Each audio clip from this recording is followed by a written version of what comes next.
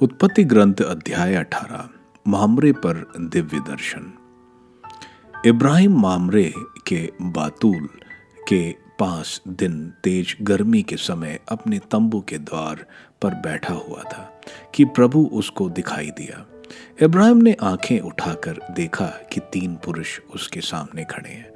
उन्हें देख ही वह तंबू के द्वार से उनसे मिलने के लिए दौड़ा और दंडवत कर बोला, प्रभु, यदि मुझ पर आपकी कृपा हो तो आपके सेवक के सामने से यूं ही ना चले जाए। आप आज्ञा दें तो मैं पानी मंगवाता हूँ। आप पैर धोकर वृक्ष के नीचे विश्राम करें।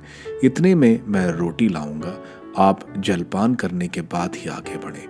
आप तो इसीलिए अपने सेवक के यहाँ आए हैं। उन्होंने उत्तर दिया, तुम जैसा कहते हो वैसा ही करो। इब्राहिम ने तंबू के भीतर दौड़कर सारा से कहा, जल्दी से 3 पसेरी मैदा गूंद कर फुलके तैयार करो।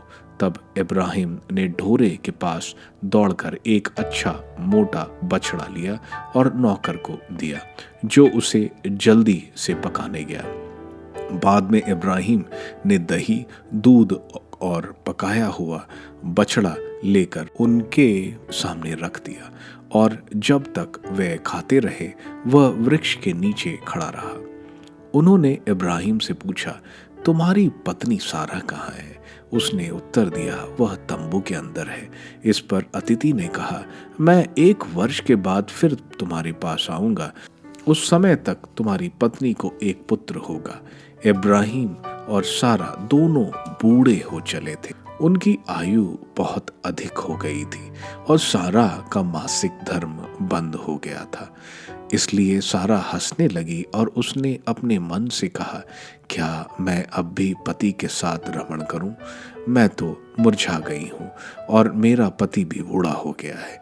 किंतु प्रभु ने इब्राहिम से कहा, सारा यह सोचकर क्यों हंसी कि क्या सचमुच बुढ़ापे में भी मैं माता बन सकती हूं? क्या प्रभु के लिए कोई बात कठिन है? मैं अगले वर्ष इसी समय तुम्हारे यहाँ फिर आऊंगा और तब सारा को एक पुत्र होगा। सारा ने कहा, मैं नहीं हंसी, क्योंकि वह डर गई। किंतु उसने उत्तर दिया, तुम निश्चय ही हंसी थी। इब्राहिम की मध्यस्थता। वे लोग वहां से सोदोम की ओर चल पड़े। इब्राहिम उन्हें विदा करने के लिए उनके साथ हो लिया।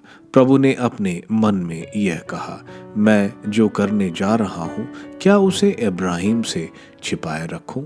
उससे एक महान तथा शक्तिशाली राष्ट्र उत्पन्न होगा और उसके द्वारा पृथ्वी पर के सभी राष्ट्रों को आशीर्वाद प्राप्त होगा। मैंने उसे चुन लिया जिससे वह अपने पुत्र और अपने वंश को यह शिक्षा दे कि वह न्याय और धर्म का पालन करते हुए प्रभु के मार्ग पर चलते रहे। इस प्रकार मैं उससे जो प्रतिज्ञा कर चुका उसे पूरा करूंगा।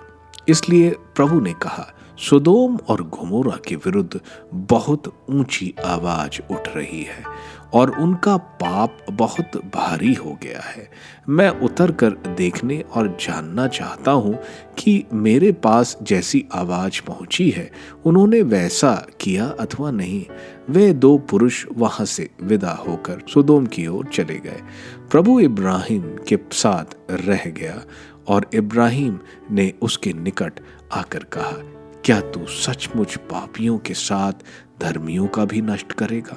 नगर में शायद 50 धर्मी है। क्या तू उन्हें सचमुच नष्ट करेगा? क्या तू उन 50 धर्मियों के कारण जो नगर में बसते हैं उसे नहीं बचाएगा? क्या तू पापी के साथ साथ धर्मी को मार सकता है?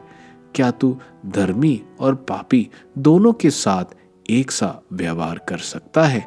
तू यह कैसे कर सकता है? क्या समस्त पृथ्वी का न्यायकर्ता अन्याय कर सकता है?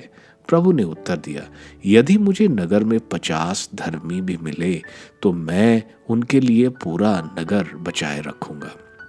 इस पर इब्राहिम ने कहा, मैं तो मिट्टी और राख हूं, फिर भी क्या मैं अपने प्रभु से कुछ कह सकता हूं? हो सकता है कि 50 में 5 कम हो। क्या तू 5 की कमी के कारण नगर नष्ट करेगा? उसने उत्तर दिया, यदि मुझे नगर में 45 धर्मी भी मिले तो मैं उसे नष्ट नहीं करूंगा। इब्राहिम ने फिर उससे कहा, हो सकता है कि वह केवल 40 मिले। प्रभु ने उत्तर दिया, 40 के लिए मैं उसे नष्ट नहीं करूंगा। तब इब्राहिम ने कहा, मेरा प्रभु क्रोध ना करे और मुझे बोलने दे, हो सकता है कि वहां केवल 30 मिले। उसने उत्तर दिया, यदि वहां 30 भी मिले तो मैं उसे नष्ट नहीं करूंगा। इब्राहिम ने कहा, तू मेरी धृष्टता क्षमा कर, हो सकता है कि केवल 20 मिले। और उसने उत्तर दिया, 20 के लिए मैं उसे नष्ट नहीं करूंगा। इब्राहिम ने कहा, मेरे प्रभु बुरा ना माने तो मैं एक बार और निवेदन करूंगा, हो सकता है केवल 10 मिले। और उसने उत्तर दिया, 10 के लिए भी मैं उसे नष्ट नहीं करूंगा। इब्राहिम के साथ बातचीत करने के बाद प्रभु चला गया और इब्राहिम अपने यहाँ लौटा।